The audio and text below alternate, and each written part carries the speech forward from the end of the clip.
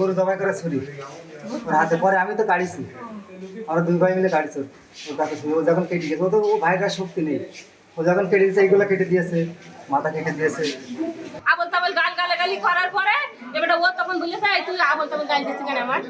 এবারে ও গিয়েছে যাই, এবারে ও ধাক্কা মেরে ফেলে দিয়েছে। এবার আমি ওর পেছ আমি এর কি দিয়ে মেরেছে?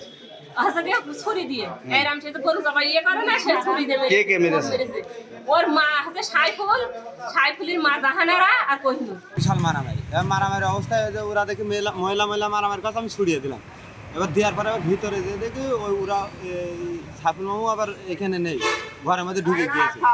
আর ওর দেখি অবস্থা বেঘর, হ্যারাম রক্ত। আর আমি ওই দিকে ভ্যানটা ডেকে নিয়ে আসলাম তাড়াতাড়ি ভ্যান ডেকে নিয়ে আসার পরে এবার দেখি এই অবস্থা, হাত মাথার অবস্থা। ওই তো দেখি আমারই মাথা অজ্ঞান হয়ে যাচ্ছে। তুলে আপনারা হাসপাতালে নিয়ে আসলেন? ডাক্তারদের সাথে থেকে যেভাবে যেটুকু করার কথা, তাদের কোপ কাপ এগুলো আমি নিজে স্বয়ং চোখে দেখছি।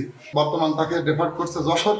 এখন আমরা তাকে যশোরে নিয়ে কোটসাদপুর হসপিটাল থেকে আমরা রওনা দিই। পাশের বাসার সাথে ওদের জ্ঞানদাম হচ্ছিল, এরা হয়তো ওখানে যে দাঁড়াইছিল বা একটা কথাও বলতে পারে যে তোরা এভাবে জ্ঞানদাম করতেছিস কেন, এটা নিয়ে ওদের তর্ক বিতর্ক, তারপরেই জ্ঞান।